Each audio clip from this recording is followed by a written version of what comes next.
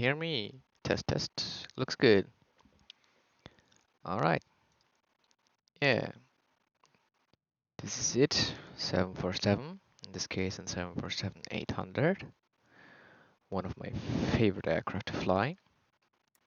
Let's just get some power in this thing. We're currently in Luxembourg. Echo Lima Lima X-ray is the location of this airport, the only viable airport in Luxembourg to do this. And you see, amazing weather outside. You really want to be out there right now. Okay, well, we'll get some, yep, APU generator on. APU, if you don't know, stands for Assistant Power Unit, which is in small jet engine in the back of the aircraft somewhere over there, which gives hydraulic power and electric power. Let's see. Can we see it on this panel? No. Okay, we can also see here APU is running. Bus ties are good. Feels good. The APU is located somewhere over here. Okay, what do we want to do? Okay, position initialization. Aircraft have a so-called IRS or INS, Inertial Navigation System, or in this case, Inertial Reference System. We give it GPS coordinates to say where we are, and then from the movement of the aircraft, which are getting detected by small gyros somewhere up there, we can know we started here and we moved this distance at this and this speed, so we must be there. That's a possibility to know where we're at without GPS, if GPS fails. Put them to align, so they know that we want them to align. This takes a bit. We take our GPS position, enter it, and now they will initiate, hopefully, if we put them to nav for navigation. Check, next page, we took the GPS, and now they take 6 minutes to be active and ready aligned. Okay, different checks. We can set up this thing over here, which is the it's called different things in different aircraft. MCP I've heard it called. That's what I'm going to call it. Main control panel of the aircraft. You can say what speed you want to fly at, which heading you want to fly, the maximum bank angle at which it starts giving you alerts and the autopilot is going to fly. Reference altitude you want to hit. For takeoff, I'm just going to set it at 10,000. Looks good. And then you have all these different things for lateral navigation, so just follow the line that's programmed into the flight computer. VNAV, vertical navigation, so when do you want to climb, when do you want to sink. Flight level change, then you just add an assigned speed in this window, fly to the flight level you set in here, and it's just when it reaches that flight level, it's going to go to hold, and you're then just going to hold the flight level. Okay, turn directors off. On again. Come on. Okay, there it goes. This auto throttle to have these things over here move automatically, which we want for takeoff and just general cruise, so we don't just go full power all the way, because that's bad for the engines. This lever to the side over here, this one, that's the flaps lever. For takeoff, I'm just gonna set it at 10. Sounds like should be a good value.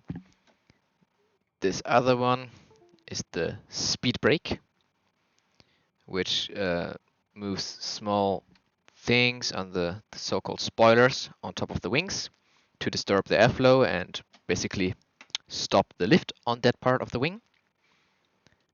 Anyway, this little boy is just for this screen, and we have fuel cutoff just to give or deny fuel to our engines. Okay, while they're aligning, just go quickly and program a simple route. our original point from where we're starting is Echo Lima Lima X-ray, so Luxembourg Airport. And I want to go to the airport which is closest to me, Echo Delta Delta Hotel, Hamburg Airport in northern Germany. Then we can say, I don't know, this departure, I don't care really what it is, which is just what tracks I want to fly after departing this runway, in this case 24. And arrival, I don't know, I'm not going to do the entire flight.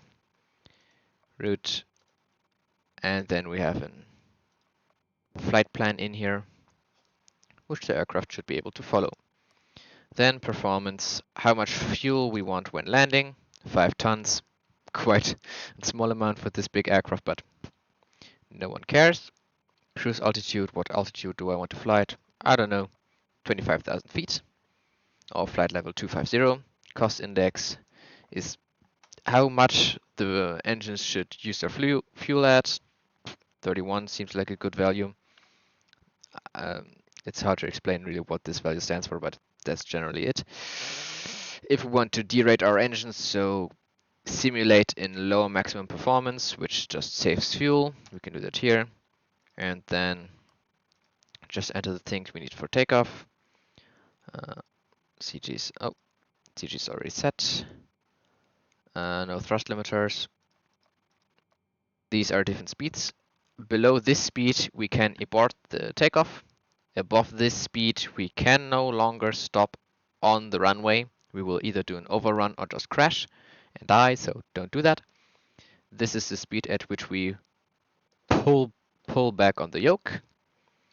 The rotate speed, and V2 is the climb out speed, which we would use if we only had one engine, which is also the speed we're gonna set up here, which is 166 knots.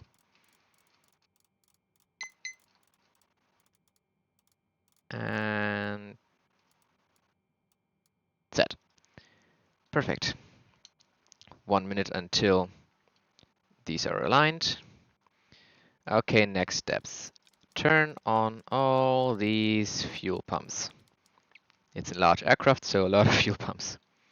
And window heat because it's freezing outside, as well as wing and engine anti-ice, so we don't get ice buildup on the wings and just fall out of sky, because that's bad.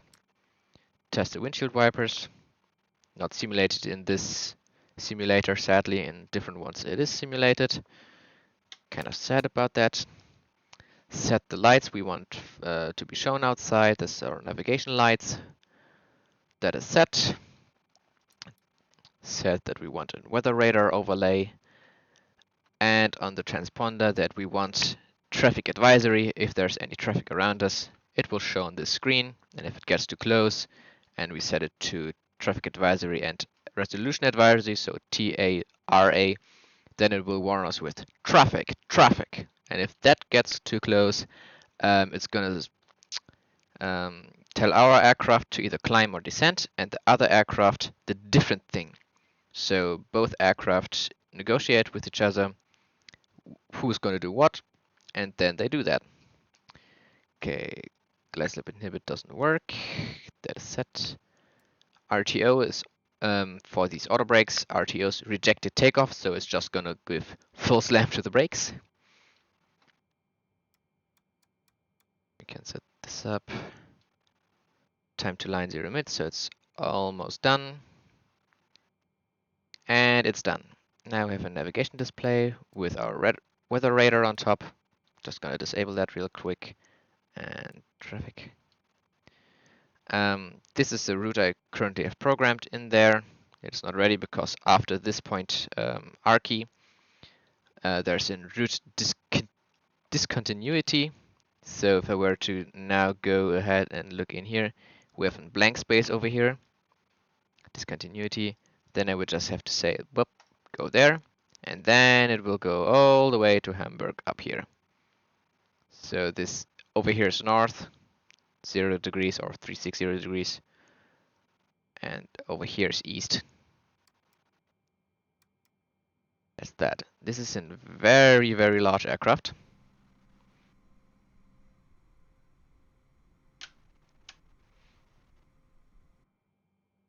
but I like it. It's very, very fun to fly. Okay, with this set up, I just want this for climate speed. Anti-ice is set, hydraulics and electrics are on, fuel pump set, air conditioning. In some aircraft you have to disable the passenger air conditioning, which currently over here I don't have engine bleeds running, so it does not take any air from the engines to pressurize the cabin, because I want all the airflow I can get to go inside of the turbine of the engines to actually start the engines. And I'm gonna start the engines now actually. So pull the engine starter for engine number 4. Go to, where is it? Engine. See it spooling up. This is rotations per minute, and I think it's thousands of rotations per minute. And once we reach 21, boop, introduce some fuel, and now it's gonna start spinning up. You can maybe also hear it in the background. I don't know if it's actually showing anything, or if you can hear anything in the background. I hope so.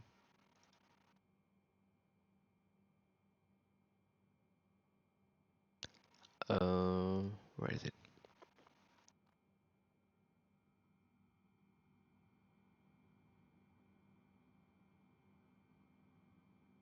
I hope you can hear it. Okay, that is running up. And we don't have any fuel on this stabilizer tank, so in the back of the aircraft, so it's giving us a warning up here. No warning because none set. Engine starter is out. Engine is running. Okay, now number 1 engine. Wrong order. Keep this off until this reaches 21. Did it wrong. RIP.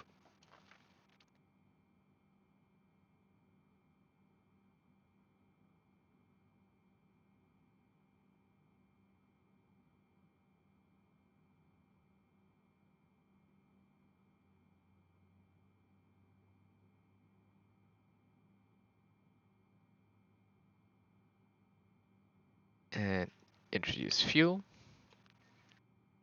Engine starting up. If an engine were now to have a fuel leak and start burning, we could use these fire extinguishing handles, which would cut the fuel flow, and also use a squib, an extinguisher bottle, which just kills the engine and all the fire. Hopefully, doesn't always work. Engine starter is now disengaged, so we can do this. And to help the other engines, we can take the bleed air from those two. Engine is spooling up.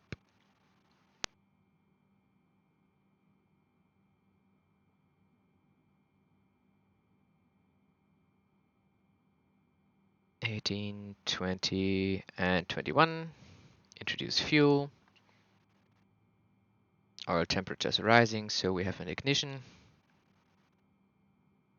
And it's starting up. Amazing.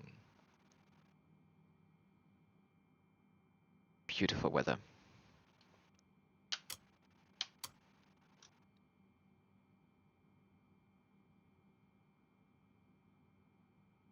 Yep, that is starting up. And number 3.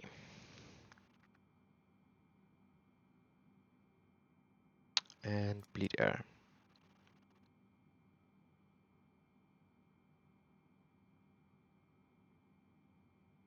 15, 16, 19, 20, and 21. Introduce fuel. You don't have to wait for that exact number. You can introduce it earlier or later, but that's what they told me at Carglass.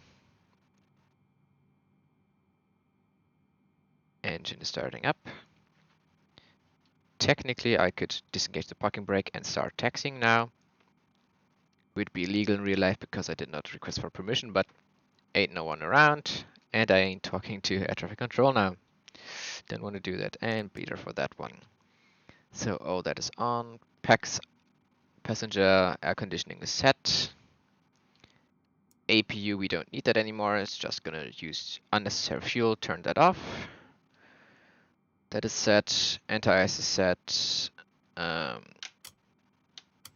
on the taxi lights. Oh, looking good.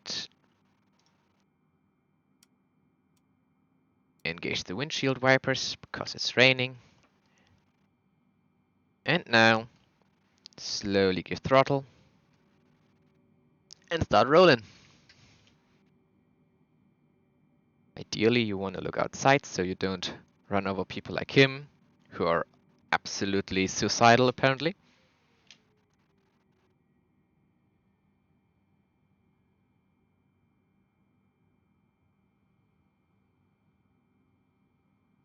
What's the weather radar saying? Ooh. Green is good, yellow is not good, red is don't go there, and purple is you're gonna die. But usually it tops out at red. And right now it's just mild turbulence and a little bit of snow and rain. An annoying mixture, especially if you want to take off because it's slippery. Very slippery. This is the airspeed. This is the ground speed. Because air and ground speed are different because of pressure and blah blah blah. It's very complicated. Altitude in feet. Yeah. Current heading. And also down here as well.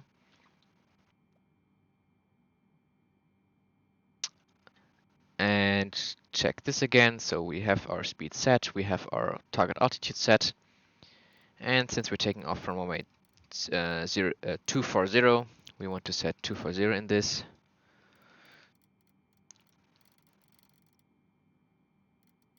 And we don't want to stop taxiing because we don't have anybody who's telling us to stop. Yeah, 240. That is set. We can also activate lateral navigation already because we did not engage the autopilot, which we would do with these. This is just armed so the computer knows, hey, you're going to want to do that.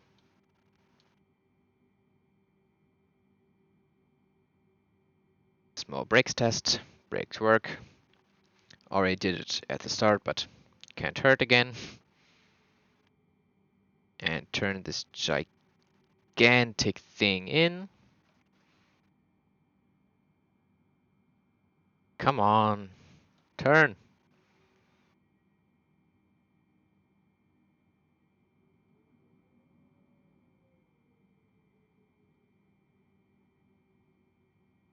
You usually would need clearance to go on this part, but I ain't requesting clearance because I'm a bad boy.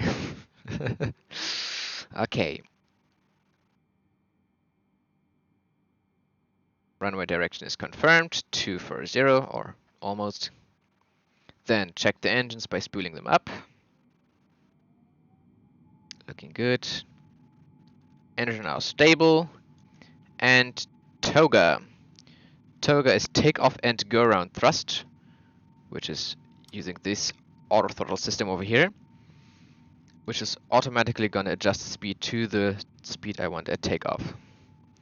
Okay, airspeed is alive, approaching V1. All systems looking good. Continue. V1. And rotate. And airborne. Positive rate of climb. Gear up. Gear is moving up. Oh, turbulent. Whew. Landing lights on until below 10, above 10,000. Flaps 5. Flaps moving 5. And that's a takeoff. Don't sink.